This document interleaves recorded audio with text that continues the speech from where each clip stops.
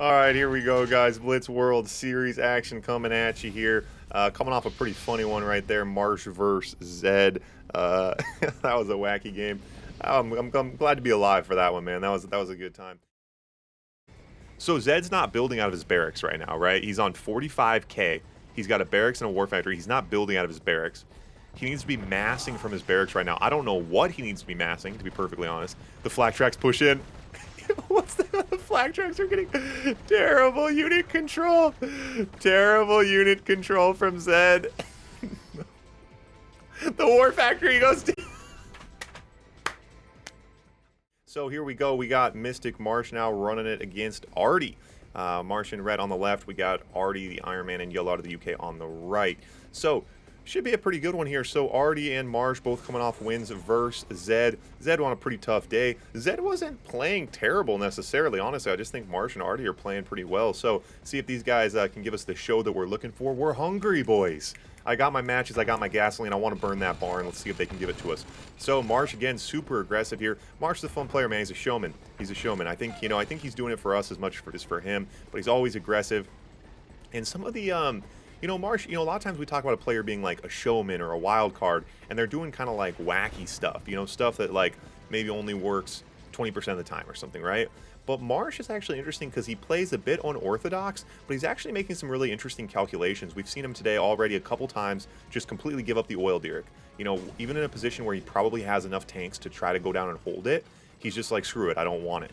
A couple things like that. A couple of his base trades have had some really kind of nuanced decision making as well. So yeah, some really big moves here, but kind of a different play style, which is interesting to see. Both players are going to open a flat cannon to defend against those Eagles, and I think it's a great idea for Artie. Artie's been in the chat watching Marsh, and Marsh has been so annoying with the Eagles so far today. So get that flat cannon out early and try to defend yourself. Now, Artie does have a war factory lead here. We'll see if Artie can hold on to his economy, though.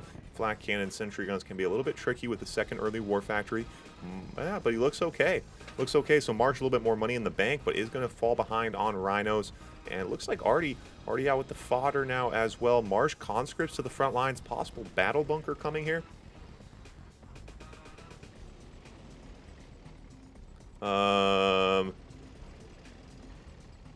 Legend told me a story. He's not spamming barn burner.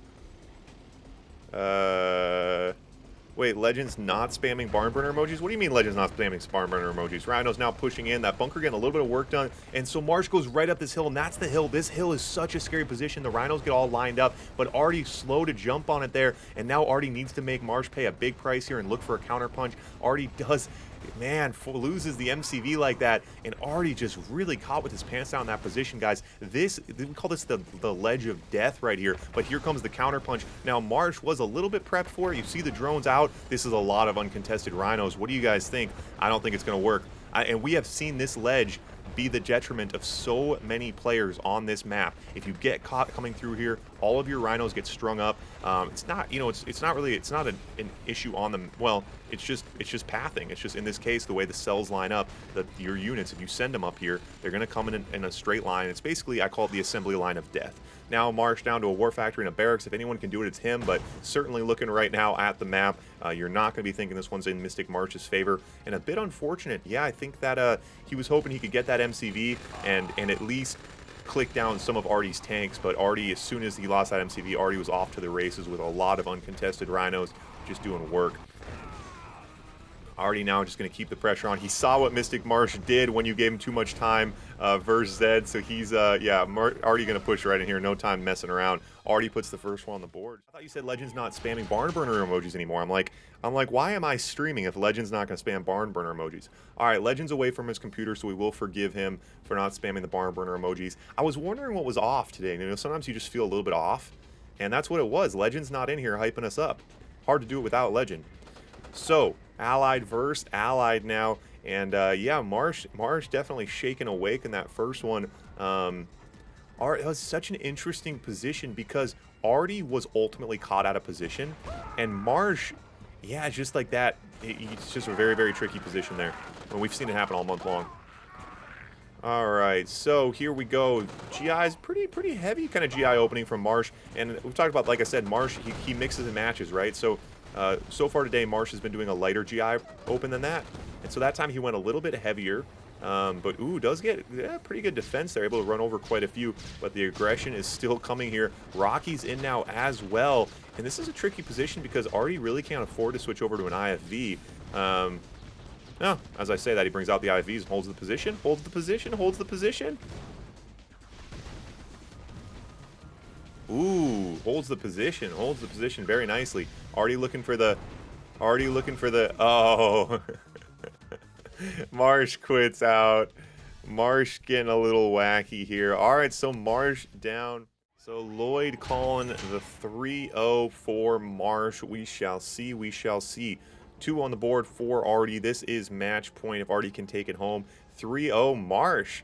3-0 Marsh, which would be a very, very impressive feat. Marsh looking pretty strong today. So, Marsh again going to open some GIs here as well, and it's so important to get the value out of it. But I think every time you open the GIs against the same person, the likelihood of it working goes down slightly, and that can be so tough. Oh, and so yeah, so now we see Marsh 5 GIs. Yeah, just enough to maybe try to throw Artie off, bait a couple sentry guns, pick on a weak building if possible. Ooh, and now Marsh wishes he had a couple more GIs in that group. Would have got the War Factory. Gonna get it anyway, and oh my god, is it oh, he switched off. Oh, the Eagle gets, Artie sells it. Artie sold the War Factory. Oh my god. So Artie's War Factory was alive, guys. The Eagle was shot down. Artie saw the Eagle coming and sold off the War Factory. And so Artie selling off that War Factory quite possibly could be what keeps Marsh in this game. Marsh went pretty full commit to that attack.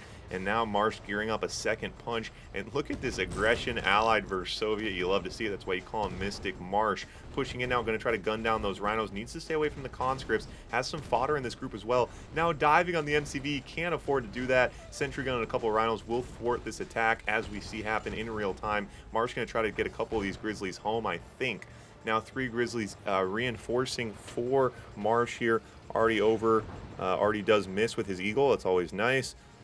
A little bit of a strategy involved getting those eagles to miss. I think the strategy is to click away and then like smash the S key while you tell the tank to drive away from the eagle or something. When it works, I'm like, oh my god, that's so easy. And then every other time I'm like, damn. Ooh, Marsh eats an eagle on the pad. Very, very tough. Very, very tough.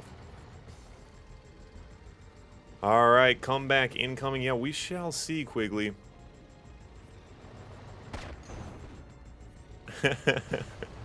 Ed, you got me excited, man. I was like, wait, is Ed home from work? Is Papa Ed not at work today?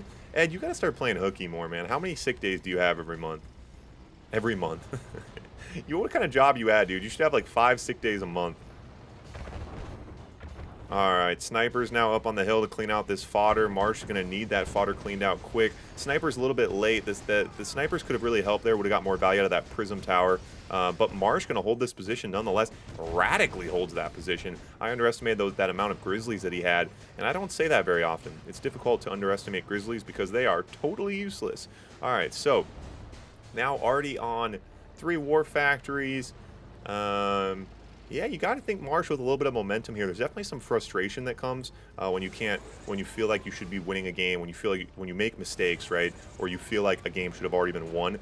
Those layers of kind of frustration keep stacking up. And, depending on the kind of player, I think that's what makes a great player ultimately is not letting those things get in your head. War Factory down the top side, nice hit. Doesn't pay any Eagles for that. All 5 Eagles coming home for dinner. You love to see it. Now a split. Oh, not a split. Already going full Rhinos bottom side. I think as we've seen Marsh already, more than willing to give up that oil. He will hold the higher ground here. 2 Prism Towers and a group of GIs. Very nice as Marsh gets over to Battle Lab Tech now. Mirage is coming on the field. Soviet could be in trouble in this position now. Artie's got to be looking to make a tech push here. 5 Eagles now back in the sky. They're going to grab that oil, take a radar and a power plant with it. Ooh, grabs the oil instead. Hard to say. I think that oil is looking pretty juicy, but the radar just popped up. Marsh might not have seen it. Mirage is out now for Marsh. And so already pretty tucked in here. 3 bunkers out. Seeing the Soviet player on their heels like this is tough, especially a Soviet player who's not committing to pushing tech.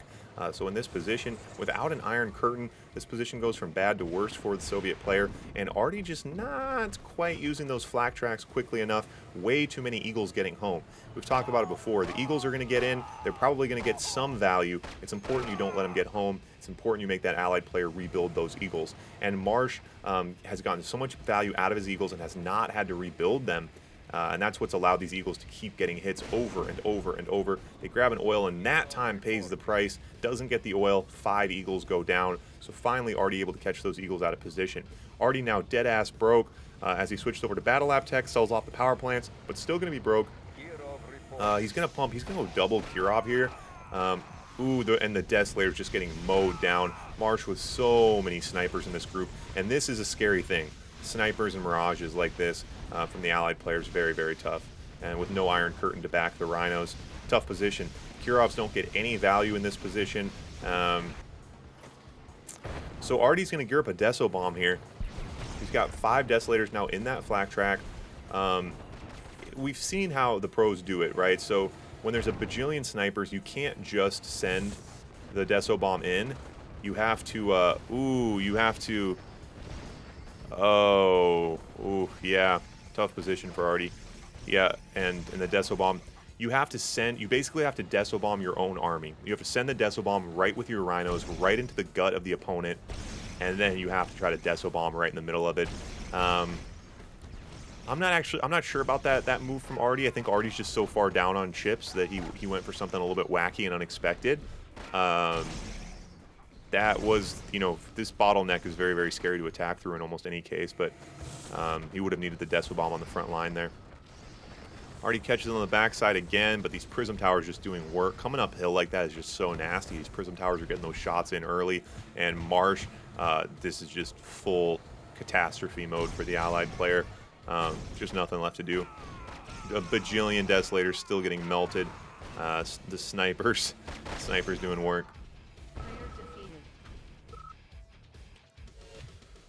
All right, Marsh puts one on the board. I smell it, boys. I smell it. I think the barn's going to be burning. All right, so now already up 2-1 in a tough position for Marsh. Marsh hasn't been playing many of the pro show matches this month, so he's been playing some quick match, but I would assume he's mostly playing allied, as he's an allied. He prefers allied. So going to be tough to see what Marsh can bring here with Soviet. We are going to see some GIs from Artie. GIs coming from Artie. Yep, and a forward War Factory from both players as well. Flat Cannon out now from Marsh. Ooh, and he's going to need sentry guns. He's going to need something very, very quick. So Marsh, it's going to come down to this unit control. Oh, and the GIs get lined up. Oh. Oh. Was that like literally that could be like a meme. The straight line of GIs. Like, I'm going to give credit where it's due, right? I think Marsh is a great player. Like, those GIs couldn't have been lined up any worse. Like, I could have done that. That was incredible. The GIs comically lined up, but now Marsh might be biting off more than he can chew. Where did these Grizzlies come from? Marsh forced to pull back now. I think he got a little bit excited. He got a little too hyped about that GI crush. That was a sick highlight reel. All right, so Eagle over now. Let's see if this Eagle can snipe. Oh, it is. So now we got 2 smoking Grizzlies in that group. Artie now. So Artie's going to repair these Grizzlies. Pretty heads up move. Marsh pumping away on the Rhinos. His plan's obviously pretty simple here. He wants to get some value early on before Artie gets those Eagles in the sky. Artie's just a devastating Blitz allied player. You don't want to let him get comfortable and get into a mid game with an economy behind him. So Artie, and now Artie. Ooh, Artie taking a bite here. Oh, and Artie's going to pay a couple Grizzlies for that. Marsh pushing in now. A few pillboxes here. Marsh is going to go right in. Yeah, Marsh would rather die, go down swinging. And that's the kind of player he is here. So he's going to go right for the MCV. Artie accepts the base trade. Bit questionable here. Let's see if Marsh can hold on to his MCV on the backside. Not repairing the MCV. War Factory goes down. And now the question is, so Marsh is going to pull back. Marsh not repairing his War Factory. Marsh not repairing the Eagle comes in. Oh, he saves it. Why is not Marsh not repairing his War Factory? Why is Marsh not repairing his War Factory? Why is Marsh not repairing his War Factory? Now Marsh repairing his War Factory. Oh my god, oh my god, oh my god. Okay, Here we go. Now Marsh drives right and he's going to go right for the barracks. He's going for it. The Eagle could come in as well. Doesn't need to, though. He gets the barracks. Now Artie not producing. Here come the GIs. Marsh not pumping from his barracks right now. He's going to just try to click down all the buildings. Now Marsh bringing the Rhinos back to defend the position. Here come the GIs. Here come the GIs from Artie. The War Factory goes down. Oh, my God. The conscripts are out. So, Marsh, what is... Artie only has a couple buildings left. Oh no. Oh no, the GIs. He has that one Rhino. Oh, the Rhino goes down. Artie takes it home. Wow. Wow. Wow. Wow. Oof, oof, oof. That was a close one.